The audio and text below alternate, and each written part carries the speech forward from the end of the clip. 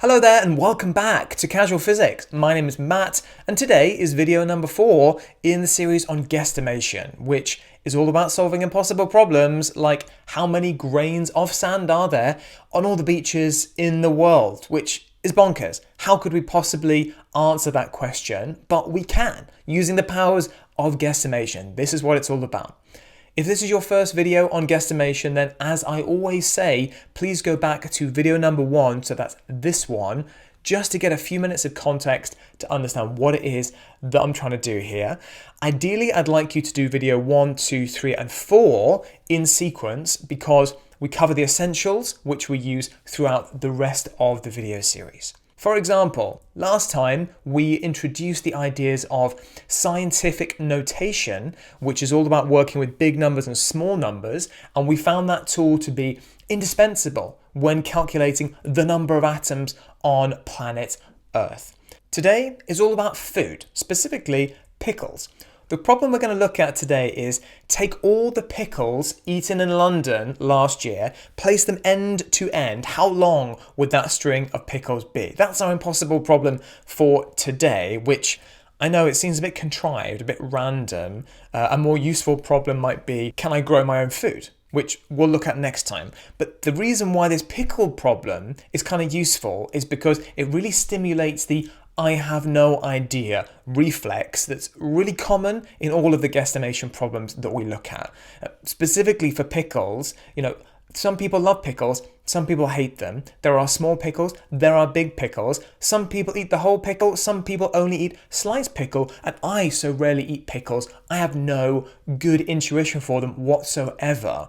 And I can tell you that so many times I find myself in this exact situation, right? The I have no idea situation, where I throw my hands up, have a mini tantrum and say, I can't do this. And it's that reflex that we need a kind of a tool to be able to deal with, to help us get started when we feel like we know absolutely nothing. And I say nothing in quotes because it's so rare that we know literally nothing at all. And so this is really the kind of the takeaway from today, a tool that helps you get started when you know nothing at all. But I get ahead of myself. As always with these problems, we first start by writing down what it is that we know. In this case, what do we know about pickles? So this is your opportunity. Pause the video and write down any numbers that you know. And if you know nothing, write down your wish list. The numbers that you would like to know about pickles that could help you solve this problem. For me, I'd like to have a sense of the average length of a pickle, the average number of pickles that people eat in a year, and of course, the population of London. If I knew those things, then I could guesstimate the total length of all those pickles by simply multiplying all those numbers together. So L here is the average length of a pickle, N is the number of pickles eaten in a year, and P is the population. So all we need is to figure out those numbers, multiply them together. That's it. So where to begin? For me, London is the easiest bit because I live here. I know it's cheating. Please feel free to do this for your own city. But yes, London population is about 9 million, give or take. And now for pickles, which is a bit of a pickle because I don't know much about them. I don't know the average size of a pickle. I don't know much about the average pickle eater, and maybe you don't either. But what I think we do know about are the extremes of the pickle universe, so the minimums and maximums of things. We probably have a good sense of that. So take the opportunity, pause the video and think, what is the smallest pickle you can imagine? What is the biggest pickle you can imagine? Write those numbers down. For me, the smallest pickle I can imagine is about a centimetre. That's really, really tiny. Can't imagine anything smaller than that. And the maximum I can imagine is a metre, right? 100 centimetre pickle. You will have different numbers, by the way, and that's fine. That's good. The point is that when you see those numbers on the page, you realise, well, you do know something about pickles. Whereas maybe in the beginning, you also had a mini tantrum like I did and thinking, I don't know anything, but you do know something. The question is, what can we do with these numbers now? We can, of course, calculate an average. Now, the temptation is to say, let's just go in the middle of those two numbers, calculating the arithmetic mean, or just often called the mean, which we calculate by just adding the numbers up and dividing by 2, which in this case is 50. I know technically it's 50.5, but remember, this is the world of guesstimation. We don't care for that level of precision. Now, the problem with this 50 is that it's actually 50 times bigger than our lower estimate, but only half as big as our upper extreme. Now, when I describe things in that way, there is a sense in which this arithmetic mean is somehow favouring our upper extreme over the lower one. In other words, the 50 seems somehow closer to the 100 than it does for 1. Okay, so what's going on here? Is the mean broken? No. It's fine, it's just not right for the world of guesstimation. And the reason is that the arithmetic mean doesn't treat the upper and lower extremes in the same way when it comes to their order of magnitude, which is a common way to refer to a number's power of 10. And if you remember, in the world of guesstimation, that's the thing we're really interested to get right. And so we need a different kind of average that treats those powers of 10 fairly. And that fair average is called the geometric mean. And in my view, it is the most powerful tool in the guesstimation toolbox. It is unreasonably effective at coming up with a sensible average when you know almost nothing about a problem. And so how do we use the geometric mean? What even is it? Let's take a look. We take two numbers, here written A and B. We multiply them together and simply square root the answer. That is the geometric mean of A and B. We have different numbers. We call them min and max for the extremes of pickle length, which are just 1 and 100 for me. Now, my numbers make the calculation easier because the square root of 100 is simply 10. And we can indeed see that 10, it's 10 times bigger than 1 and 10 times less than 100, which seems fairer, seems a more equitable average, which is exactly what we wanted.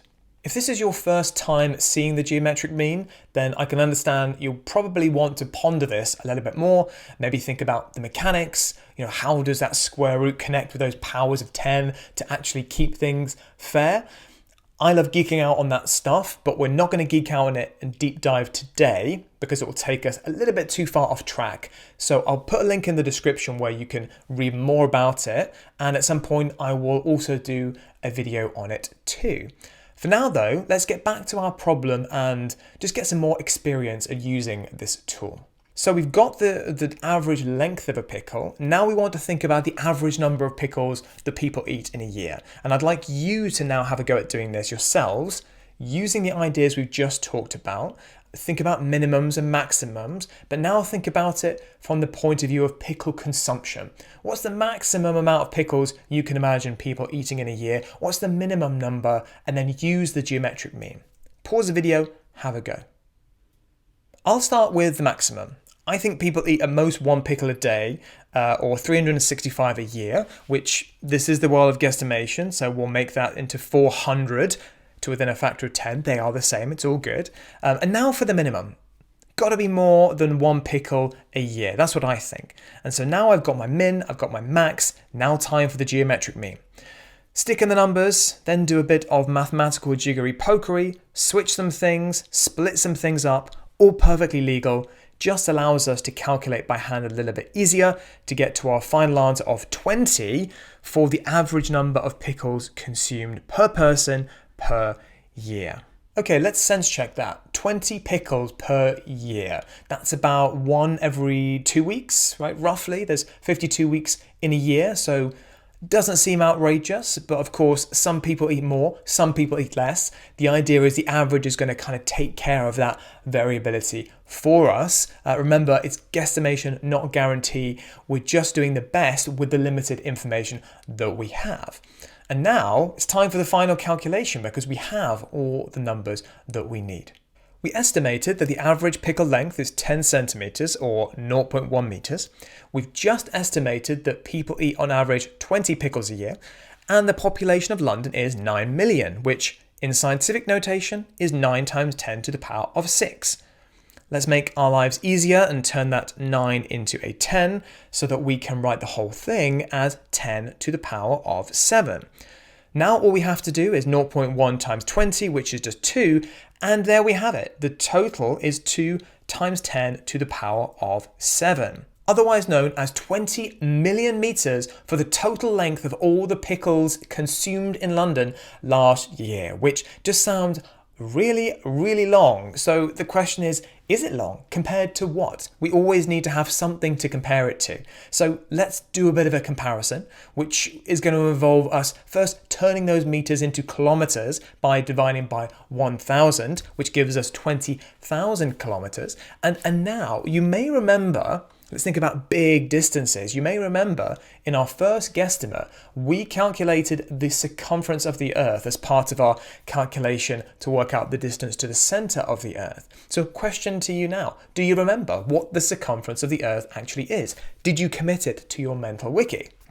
Of course I did, but you'd expect that. The circumference of the Earth, the distance all the way around, is 40,000 kilometers. And so we have Pickles halfway around the world. We have Pickles from London to Australia, which just seems like utter madness, but there we have it. These are the kind of impossible problems that are now available to you thanks to the geometric mean. So as you can tell, I love the geometric mean. It's changed the way that I approach problems, genuinely. I don't often get stuck anymore because I know that I've got a tool that I can use even in the most information poor settings. And sometimes that's where the value is, in helping you get unstuck from that I have no idea reflex. And so I hope you'll find the geometric mean as valuable as I have.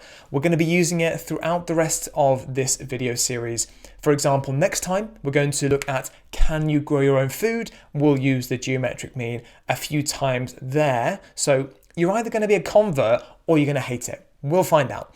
As always, let me know in the comment section how you got on today. Did you find a different approach? I'd love to hear about that. And also, if you've got any impossible problems that you would like to see solved, then let me know that as well. Thank you for your time and attention. I really appreciate it. And I look forward to seeing you next time.